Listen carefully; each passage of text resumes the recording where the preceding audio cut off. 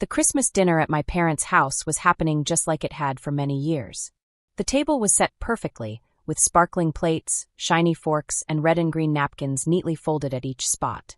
Candles flickered in the middle, and the smell of roasted vegetables and cinnamon filled the room. Outside, snow gently fell, covering the front yard in a soft, white blanket, and the Christmas lights twinkled on the bushes. Everything seemed calm and cozy, but inside, the family dynamics were quietly tense in the way they always were. But before I continue, hit the subscribe button and tell me, where are you watching this from, and what time of day is it? My sister Celine had been talking nonstop for the last 40 minutes about her new apartment and roommate. She lived in a 2-bedroom apartment with a graphic designer, and she described everything in excruciating detail. She told everyone about the colors of the kitchen tiles, the type of recycling bins they had, and even how their water faucets were designed. My mom hung on every word like Celine was describing a new planet being discovered. My dad nodded occasionally, but mostly focused on his wine glass. Celine seemed completely oblivious to the fact that no one else was paying attention as much as she was. I quietly ate my roasted Brussels sprouts, poking at them with my fork. I nodded sometimes just to look polite, and tried to stay invisible.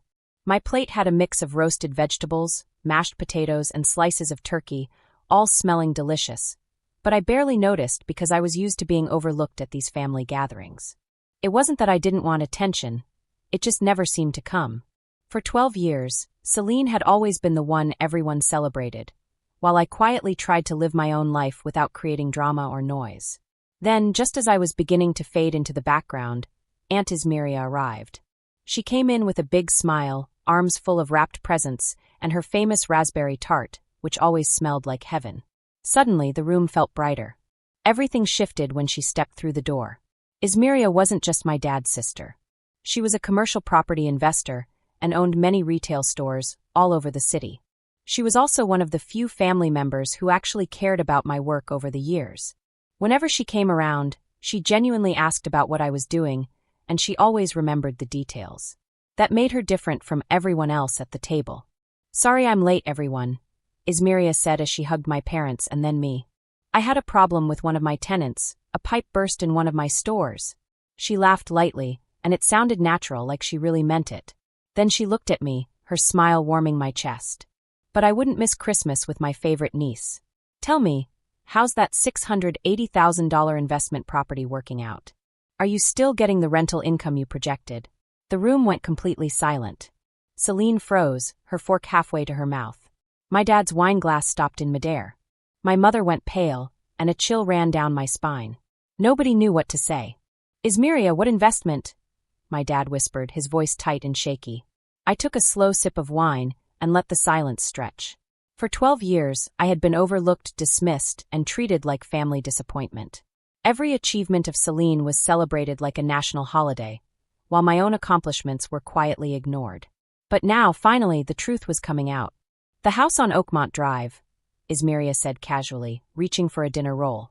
"The one Mirabelle bought in 2012. It's a beautiful Victorian."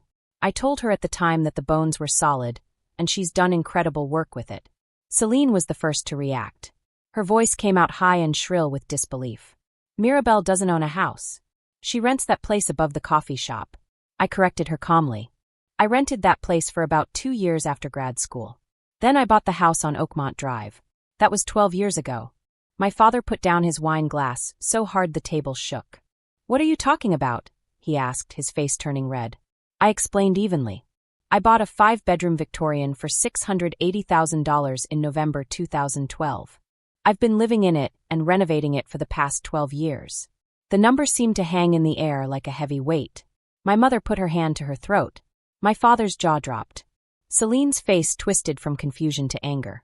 "How could you afford that?" my mother asked, barely above a whisper. "From working," I said simply. "I'm a senior architect at Henderson and Associates. I've been there for 15 years.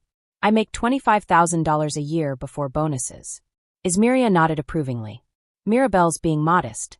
She became a partner last year. Her annual compensation is closer to $280,000 with profit sharing." "Partner?" my father repeated slowly, like he didn't understand the word. "Yes," I said. "I'm the youngest partner in the firm's history. I lead the residential design division. We have 23 architects under my supervision. The silence that followed was profound. My mother looked like she might cry. My father stared at his plate, frozen. Celine's face turned dark with resentment. "Why didn't you tell us?" my mother finally whispered. "I did tell you," I said, my voice calm. "Multiple times. You just didn't listen." Ismiria pulled out her phone and started scrolling. "Actually, I have the messages Mirabelle sent me. December 2012. She told Mom and Dad about the house. Dad said she was being irresponsible. Mom asked if she was sure she could afford it. In March 2013, she tried to invite them to the housewarming. They said they were busy with Celine's graduation from the dental hygienist program. "That's taken out of context," my father said defensively. "Is it?"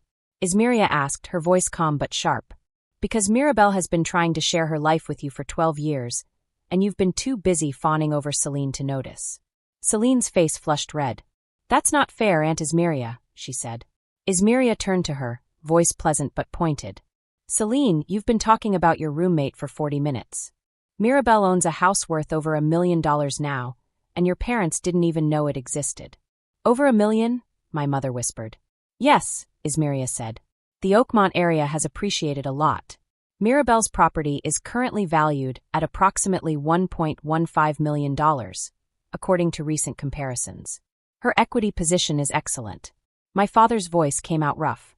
"You're saying Mirabelle's house is worth over $1 million at minimum?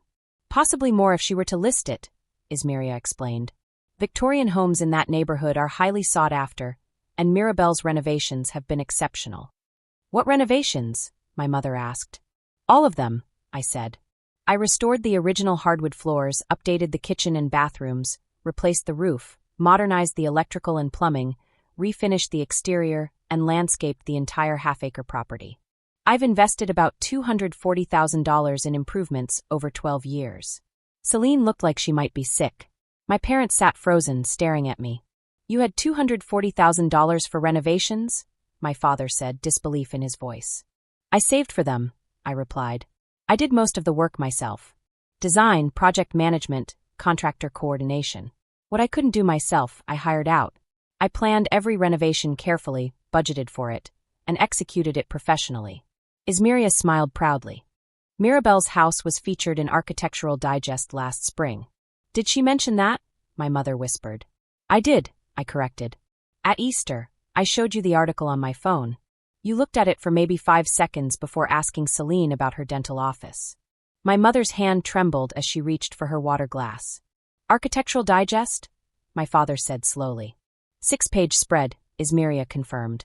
The article was titled, "Young Architect Transforms Historic Victorian into Modern Masterpiece." Mirabelle's design work was called visionary and respectful of historical integrity while embracing contemporary living. Celine's voice turned bitter. "So, you've just been secretly famous this whole time?" "I'm not famous," I said. "I'm successful in my field. There's a difference. And I wasn't keeping it secret. I tried to share it with you. You weren't interested." "That's not true," my mother protested. "Is it?" I asked quietly. "Can you tell me what firm I work for? What is my job title? What projects have I designed?" The silence was damning. My father looked at his hands. My mother's eyes filled with tears. Ismiria set down her phone. "Henderson and Associates, partner and head of residential design. Recent projects include the Riverside Commons development, the historical renovation of the Hartley Mansion, and the luxury condominiums on Waterfront Drive. All award-winning designs, all projects Mirabelle led personally." "I don't understand," my mother said, her voice breaking. "How did we not know any of this?"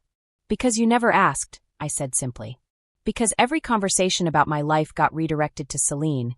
Because you assumed that since I wasn't constantly posting on social media or seeking attention, I must not have anything worth sharing." My father's colleague from the school board, Dorian, spoke up from the far end of the table. "I've been to Mirabelle's house. Absolutely stunning. That wraparound porch restoration is magazine-worthy." "You've been to her house?" my father said sharply. "Yes," Dorian confirmed. "Mirabelle hosts an annual holiday party. Beautiful event." "We were never invited," my mother said, her voice cracking. "I sent invitations for 11 consecutive years," I corrected. "Engraved cards with RSVP requests. You never responded. I stopped sending them last year." Dorian looked uncomfortable. "Oh, I see. Well, it's a lovely home. You should visit sometime. My mother's tears spilled over. My father's face went from pale to red. Ismiria continued as if nothing had happened. Mirabelle, have you decided about the Manchester Street property? Investment opportunity? My father said, his voice strangled. There's a mixed-use property available in the Arts District, Ismiria explained. 4 commercial units on the ground floor, 6 residential units above. Mirabelle's considering purchasing it. Why would Mirabelle buy another property? Celine demanded. For income diversification, Ismiria said. Mirabelle already owns 3 rental properties in addition to her primary residence. This would be her 5th property overall. The revelation hit like a shock wave. My mother actually gasped. My father's face went from red to ashen. They're small single-family homes, I said. I buy them, renovate them, and rent them to young professionals. Average monthly cash flow of about $1,200 per unit after expenses. That's $3,600 a month, or $43,200 a year, in rental income, plus appreciation. Celine's voice rose with anger. So, you're just rich? Is that what this is? Sitting there acting normal while you're actually a millionaire. I'm not a millionaire, I said, though the correction felt hollow even as I said it. Actually, Ismiria interjected, Mirabelle's net worth is approximately $1.8 million. Primary residence equity of $1.15 million, rental property equity of roughly $380,000, retirement accounts of $190,000, and liquid investments of about $80,000. So technically, yes, she is a millionaire. The number seemed to suck all the oxygen from the room. For the first time in 12 years, I felt seen. Truly seen. Celine's mouth opened and closed, but no words came out. My parents just stared at me, trying to absorb all the numbers, all the work, all the success they had completely ignored. The room was silent, except for the faint crackling of the fireplace and the occasional clink of silverware. Celine looked like someone had slapped her. Her face was red, her eyes wide, and she seemed frozen in shock. My parents just sat there, completely still like statues, trying to understand what they had just heard. The room was quiet except for the sound of my mom's soft, uneven breathing and Celine's chair scraping against the floor. $1.8 million, my dad repeated slowly, his voice almost mechanical, like he couldn't believe what he was saying. About that, Ismiria said carefully. That's being conservative. If Mirabelle sold everything at today's prices, she would probably get closer to $2 million after paying taxes and other costs. My mom started crying more. The sound was quiet at first, almost a whisper, and then louder, shaking her shoulders. I don't understand any of this. How did this happen? She asked, her voice trembling. I took a deep breath. By working hard. By saving money. By making smart choices with my money. By building a career instead of just having a job. And by being really good at what I do. Ismiria added, calmly but firmly, Mirabelle has won 14 design awards. Her projects have been featured in 7 big magazines. She has taught at 3 universities.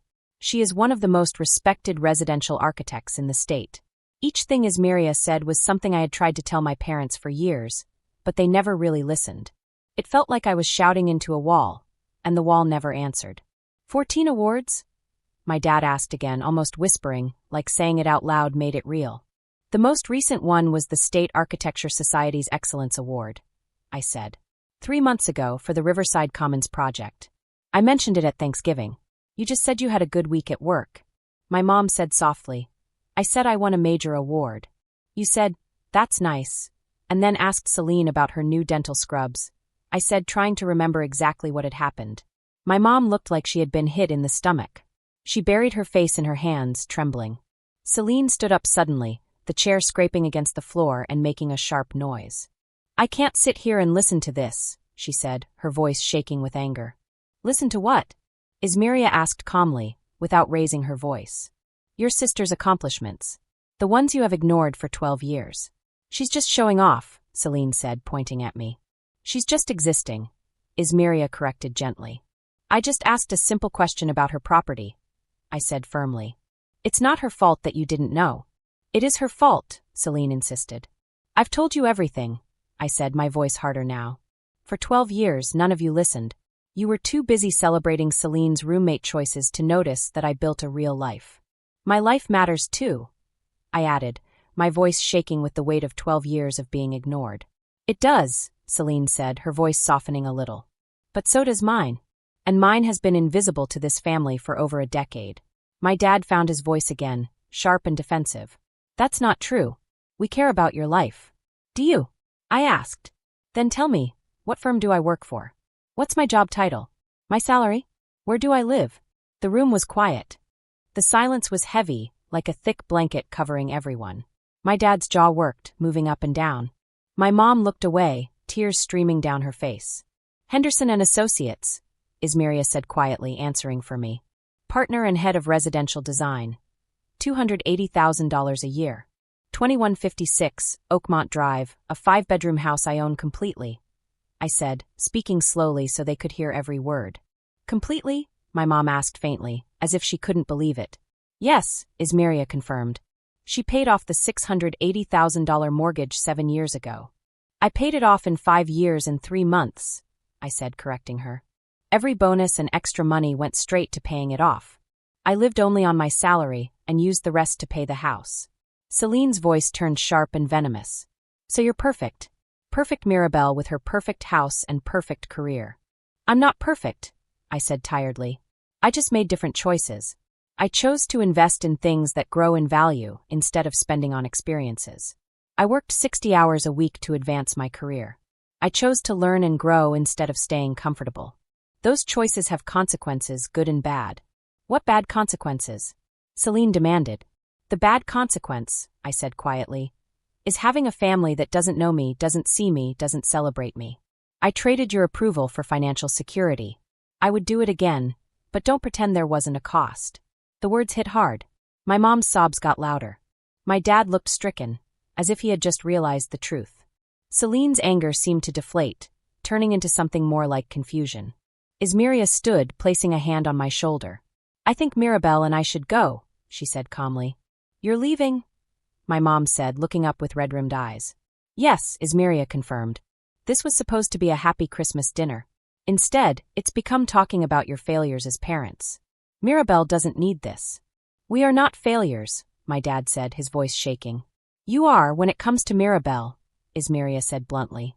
For 12 years you ignored her achievements, dismissed her success, and treated her like she was less important than Celine.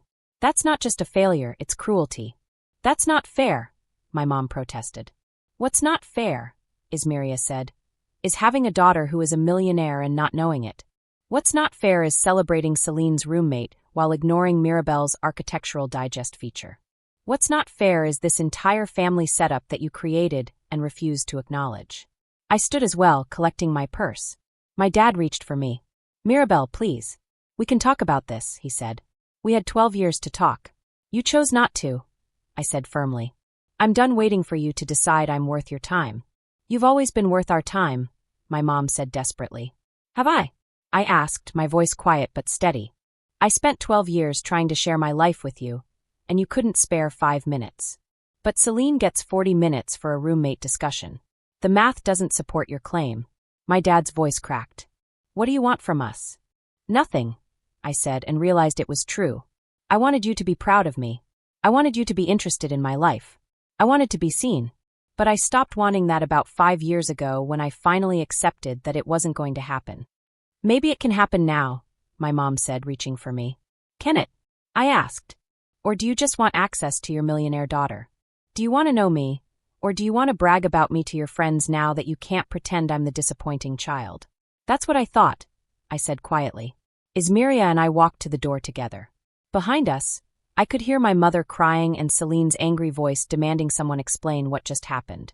Outside, the December air was cold and crisp, almost sparkling with the threat of snow. Ismiria walked me to my car, a sleek Audi A6 I had bought 2 years ago with cash. You okay? Ismiria asked. I think so, I said. That was harder than I expected. You were magnificent, she said. Clear, honest, unbothered. Everything they needed to hear. They're going to call, I think. Tonight, tomorrow, I said. Maybe. But you don't owe them a quick fix. You don't owe them anything. You spent 12 years trying to be seen. If they want a relationship now, they need to earn it. What if they can't? Then I'll be fine, I said. I have a beautiful home, a brilliant career, financial security, and people who actually appreciate me. I don't need parents who only value me once they know my net worth. He was right. I knew she was right. But it still hurts. Thank you, I said, hugging her. For seeing me, for always having my back always. I'm proud of you, Mirabelle. So incredibly proud. And I'm sorry your parents couldn't see what was right in front of them, she said. I drove home to Oakmont Drive, to my Victorian house with its wraparound porch and historical charm. Inside, everything was exactly as I had left it. The restored hardwood floors gleamed in the lamplight.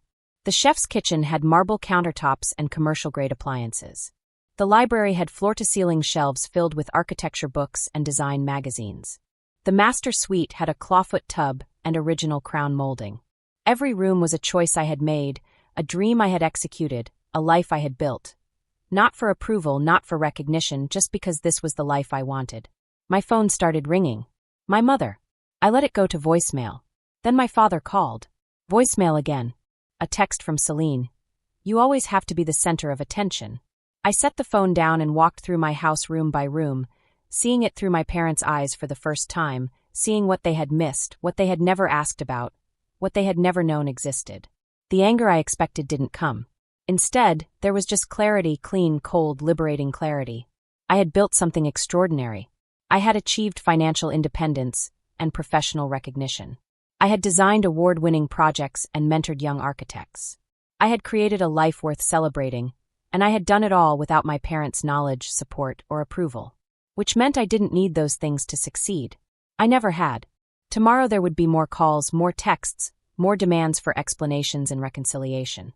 But tonight, I stood in my paid-off Victorian mansion, surrounded by 12 years of quiet achievement, and let myself feel the full weight of what I had accomplished, without them, despite them, in spite of them.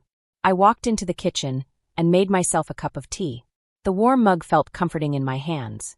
I looked out the window at the snow starting to fall softly on my lawn. The house, the quiet, the stillness, it was all mine.